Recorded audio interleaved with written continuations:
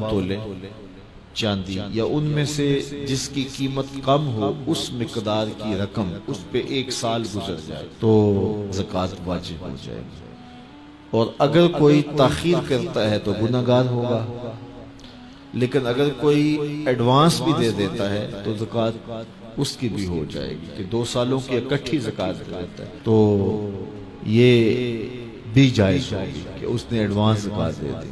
اب زکوٰۃ کے مصارف کیا ہے؟ زکوٰۃ کے مصارف جو ہیں وہ 8 ہیں۔ فقیر کو زکوٰۃ دی جائے گی۔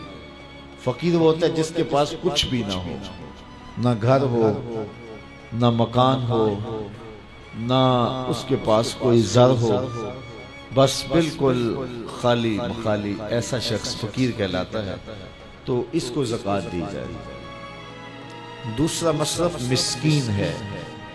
مسکین ایسے شخص کو کہتے ہیں کہ جس کے پاس اپنا ذاتی گھر تو ہے اور تھوڑا بہت کام کاروبار بھی ہے، بچوں کی روٹی روزی بھی چلتی ہے، لیکن اس کے پاس اتنے پیسے جمع نہیں ہوئے کہ وہ نصاب کی ملک تک پہنچے، یعنی 7.5 تولے سونا یا 52.5 تولے چاندی یا ان دونوں میں سے کسی ایک کی قیمت اس کے پاس نہیں، تو وہ مسکین کہلائے گا، تو وہ بھی زکوٰۃ کا مستحق ہے۔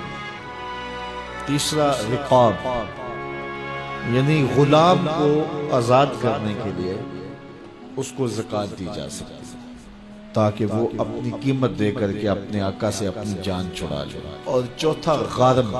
غارم وہ ہے جو قرضے تلے دب گیا ہے اور اس کے پاس قرضہ اتارنے کے لیے کچھ نہیں ہے، تو اس مقروض کا قرض اتارنے کے لیے اس کو زکوٰۃ دی جا سکتی ہے۔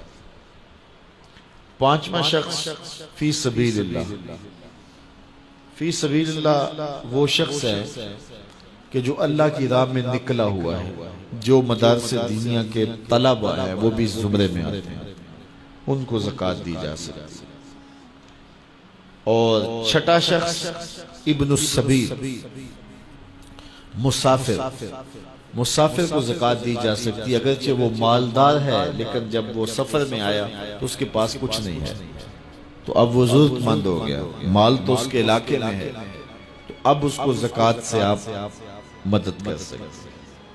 اور 7واں مصرف عامل، جو حکومت کی طرف سے زکوٰۃ اکٹھی کرنے پہ مامور ہو، تو باقاعدہ اس کی تنخواہ بھی زکوٰۃ کی رقم سے دی جائے گی۔ 8واں مصرف زکوٰۃ کا وہ لوگ ہیں جن کے بارے میں یہ گمان ہو کہ وہ اسلام لے آئیں گے، تو ان کی دل جوئی کر کے ان کو زکوٰۃ کی رقم بھی دے سکتے ہیں تاکہ وہ اسلام میں داخل ہو جائیں، لیکن اب اسلام غالب ہو گیا تو اس کی ضرورت نہیں رہی۔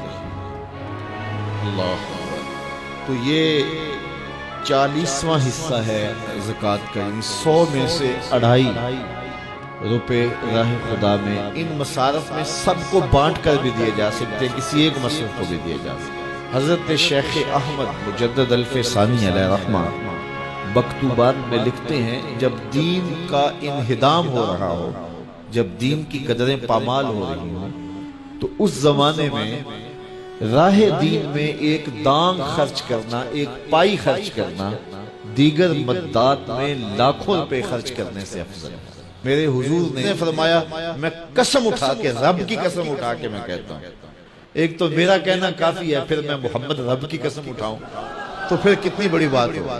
فرمایا، میں محمد رب کی قسم اٹھا کے کہتا ہوں کہ صدقے سے مال کم نہیں ہوتا۔ تمہارا اکاؤنٹنٹ کہتا ہے کہ اتنے کم ہو گئے، تمہارا کیلکولیٹر حساب دیتا ہے کہ اتنے کم ہو گئے، لیکن تمہارا رسول کہتا ہے قسم ہے نہیں کم ہوں گے۔ اب جس نے تجربہ کرنا ہو وہ تجربہ کر کے دیکھ لے، خدا کی راہ میں دیا گیا کبھی بھی کم نہیں ہوتا، صدقے سے مال بڑھتا ہے، مال میں اضافہ ہوتا ہے، مال میں برکت ہوتی ہے۔ اس لیے اللہ کی راہ میں خرچ کرو، نفلی طور پر بھی خرچ کرو۔